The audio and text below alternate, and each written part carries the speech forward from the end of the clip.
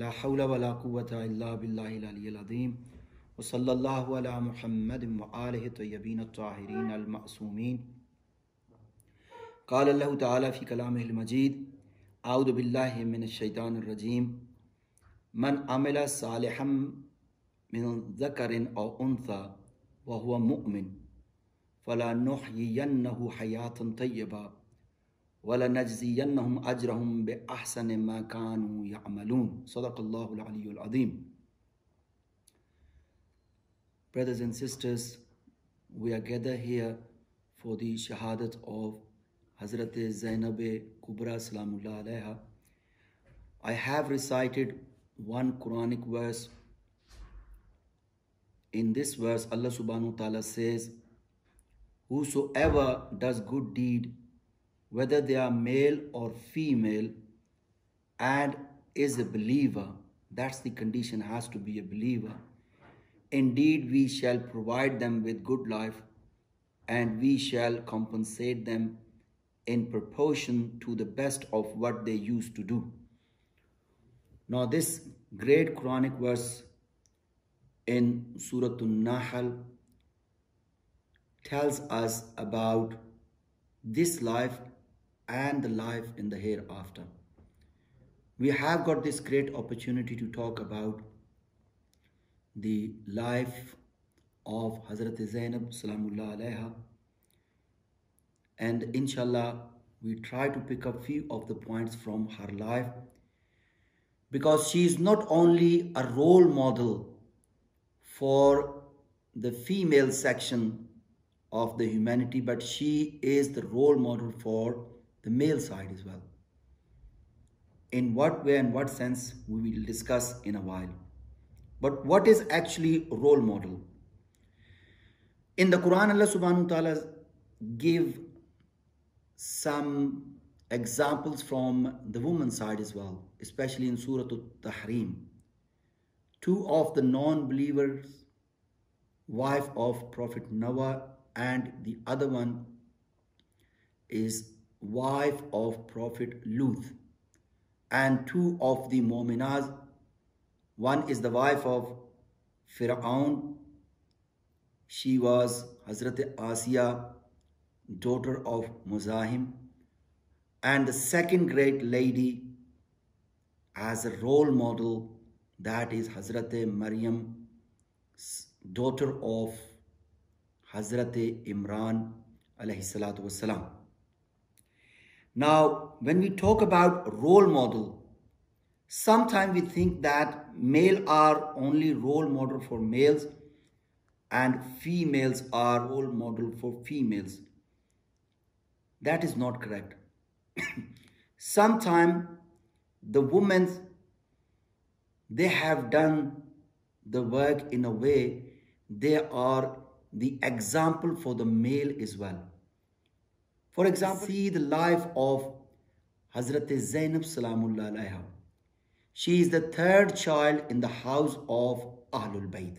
She is the third child after Imam Hussain alayhi salam.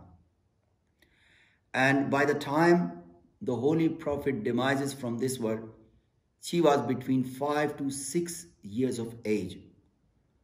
So if we see her life, that her life is full of sorrow and calamities.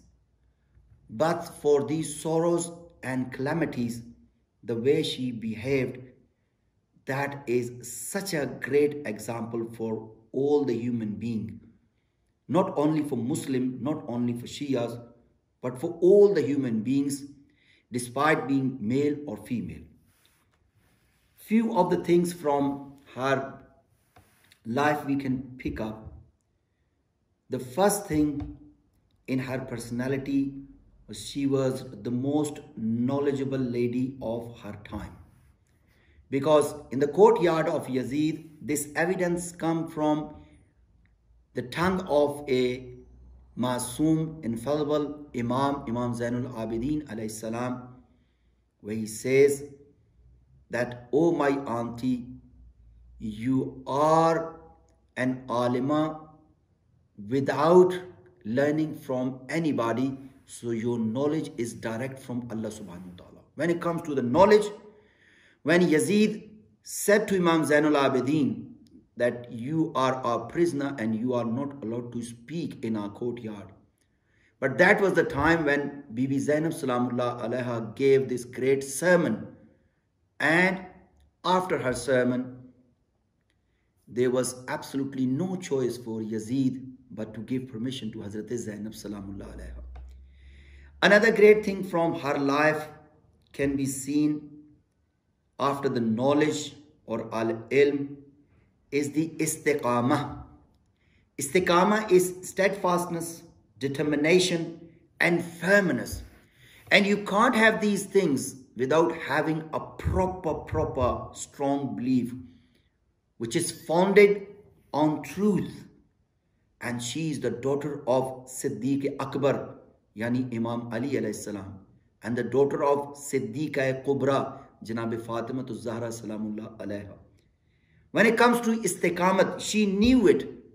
I gave you one little example which Shaheed Mutari gave in his book. He says that on the night of Ashura, when Imam Hussain al-Islam told Hazrat Zainab Salamullah Alaiha that tomorrow I will be killed and my body will be cut into pieces, she couldn't bear that. And she fell, she fainted. And then after she regained the conscious, Imam Hussain al-Islam told her that, "Oh my dear sister Zainab, today I am the leader. After me, the Imam is Zainul Abidin, but Zainul Abidin is severely sick. You have to lead this caravan. And if you are thinking like this, then who's going to be leading this great caravan?" And after that, we see on the 10th day's evening, which is Sham-e-Ghariba, that she was standing on the burnt tent, holding a broken spear in her hand, and she was looking after that caravan. Why this istiqamah, this steadfastness, this firmness was in her personality? Because she had a great iman on Allah subhanahu wa ta'ala, and her grandfather, the Holy Prophet, and her father and mother, and her both brothers, Imam Hassan Mujtaba and Imam Hussain al-Islam. Third quality is the shujaa. Shujaa, the bravery. She was the most bravest lady of her time. When she came into the first bazaar, the first market of Kufa, and people, they were jumping up and down and getting happy because of the killing of Imam Hussain alayhi salam, and all the captured one, they were looking at them and they're making fun of them. A time came when this Bibi, she was without the clothes, but she stood there and she gave such a great sermons against them. And there was not a single person who was not listening to her.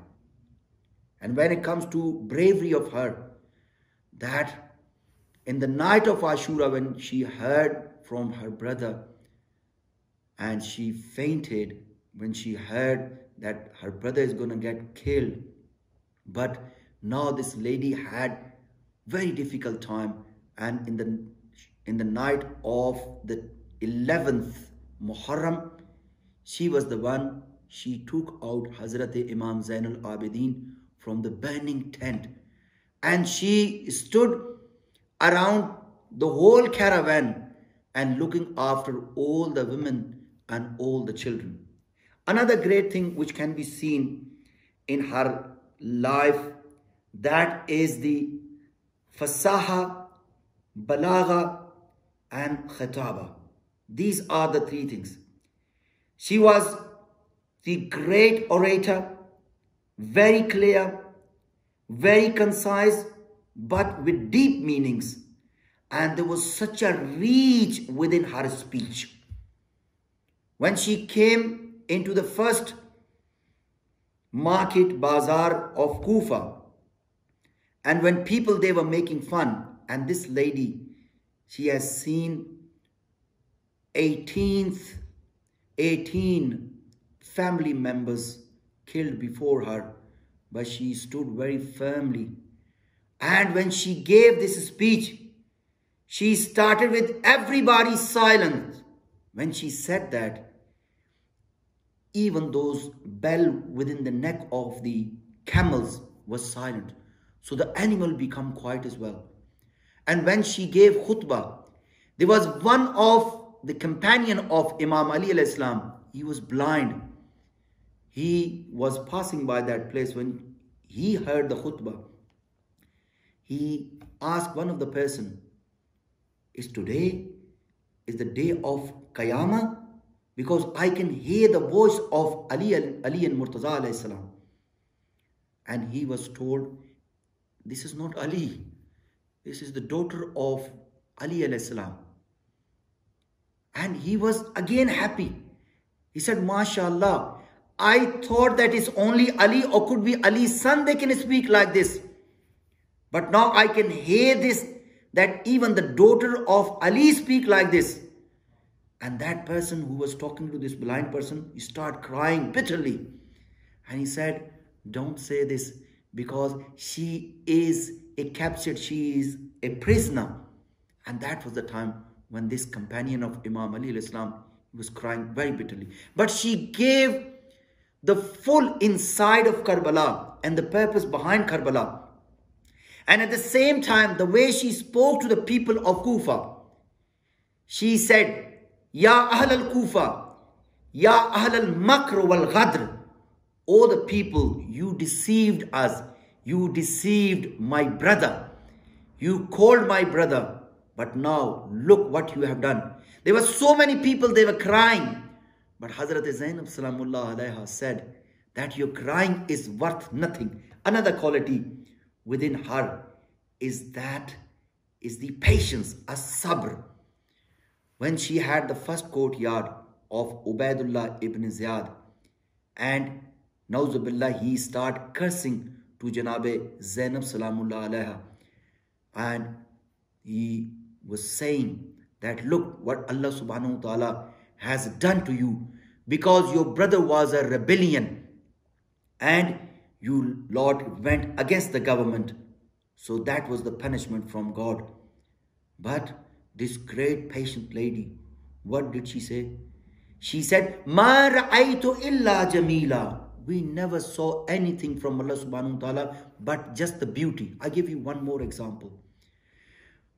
When all the captured one in the Karbala, when they were leaving for Kufa and Sham for Syria, Imam Zainul Abidin alayhi salam, he was next to Hazrat Zainab salamullah alaiha. When Imam Zainul Abidin alayhi salam reached the body, the cut body of his father, there was a time it looked like that Imam Zainul Abidin alayhi salam is going to die because of the great grief looking at the cut pieces of his father. That was the time when Janab Zainab saw she was on the camel. She fell from the camel and she came and she hugged her nephew Imam Zainul Abidin and she said, "Oh my dear Zainul Abidin, you are the commander of this little caravan. I tell you that this place is gonna come a place which will guide the humanity towards the truth. And now we can see The beauty of Karbala, that was a time when Imam Hussain alayhi salam got killed with his companion and all of his relatives. His wealth was plundered, and even the daughters and the sisters, they were captured as prison. But when we see the outcome of Karbala, the outcome of Karbala is the insurance of Islam up to the day of judgment, up to the Zuhur of Imam Zaman alayhi salam. She was a great lady with a patience. She was the same lady, she got fainted in the night of Ashura. But on that day, she was looking after Imam Zainul Abidin. One of her title is Kafilatus Sajjad, the one who look after Imam Zainul Abidin alayhi salam. Another quality of shukr, gratefulness to Allah subhanahu wa ta'ala. In this whole incident of Karbala, leaving on the 28th of Rajab from Medina, coming into Makkah, leaving from Makkah, coming into Karbala, from Karbala to Kufa, from Kufa to Syria, going through 36 cities, and every single city, they were humiliated by those all cursed one. But in that whole journey, she never said a word which was to complain against Allah subhanahu wa ta'ala. Brothers and sisters, now if we have a little difficulty in our life, we start complaining against Allah subhanahu wa ta'ala. But look at Hazrat Zainab salamullah alaiha, that she never complained. She was still grateful to Allah subhanahu wa ta'ala. And this whole journey, she was using the same dress for days and days. But none of her prayer was missed. Even Imam Zainul Abidin alayhi salam said, I saw my auntie Hazrat Zainab salamullah alaiha on the back of the camel. She was reading her Salatul Layl, Salatul Tahajjud. She was saying her prayer. And one day she was saying her prayer while she was sitting, and that was Salatul Layl. Imam Zainul Abidin came after the Salat and he asked, Oh my auntie, you never said your prayer, even Salatul Layl, while you are sitting. Why is that? And she said that we have very less food. We give this food to the children and we don't have enough food and I don't have the strength. Again, she never complained. She again said, I'm thankful to Allah subhanahu wa ta'ala. And the great example of her thankfulness is the time when Imam Hussain alayhi salam got killed and he was beheaded. That the historian says, the Maktal says, I've seen a lady, she came out, that was the time the tent would not burn yet. A lady came out from the tent and she was rolling back the sleeves. She came and she put both of her hands underneath the body of Imam Hussain alayhi salam. She lifted from the ground and she said, Oh my Lord, we are grateful to you. Please accept this little sacrifice of Ali Muhammad in your bargah. That is Hazrat Zainab. That kind of gratefulness is with Hazrat Zainab salamullah alaiha. And why was that? Seventh and last quality for today. And that was Riza. Razi with the Riza of Allah subhanahu wa ta'ala. Because she is the daughter of Ar-Raziya wal Marziya. Raziya, the one who is happy with Allah subhanahu wa ta'ala. And Marziya, whom Allah subhanahu wa ta'ala is happy with. And she is the daughter of this great lady, Hazrat Zahra salamullah alaiha. And after seeing these all calamities and all the difficulties, she never complained. She said, Razam be kaza'ihi wa tasliman li amrih, that we are happy with the Riza, with the Marzi, with the will of Allah subhanahu wa ta'ala. I just say a few words. When she was on her shahada bed, on her demise, on her deathbed, and when her time was very near, she asked, there were a couple of ladies sitting next to her, and she asked those ladies, please make me stand. And they said, Oh Mukhaddira, you are not able to stand. How would you be able to stand? She said, no, please make me stand put your arms underneath my armpits and lift me up and take me outside. It was a bright day. It was one of a very hot day. And those ladies said that, "Oh Mukhaddira, why? Oh Our Lady, why do you want to go outside?" And she said, "You take me outside under the sun." When they took her outside under the sun, she lay down on the bare floor. She lay down, and they asked that, "Oh Mukhaddira, why are you doing this?" And she was crying bitterly at her last time. And she said, "I've seen my brother's body underneath the bare sun on the plains of Karbala. And Zainab wants to finish with this world in a way, the way her brother finished his journey from this world." وَسَيَعْلَمُ الَّذِينَ ظَلَمُوا أَيَّ مُنْقَلِبٍ يَنْقَلِبُونَ. We ask Allah subhanahu wa ta'ala that Allah subhanahu wa ta'ala accept this a little, very little effort from us as worship in his bargah. Allahumma salli ala Muhammadin wa ali Muhammad wa ajil farajahum.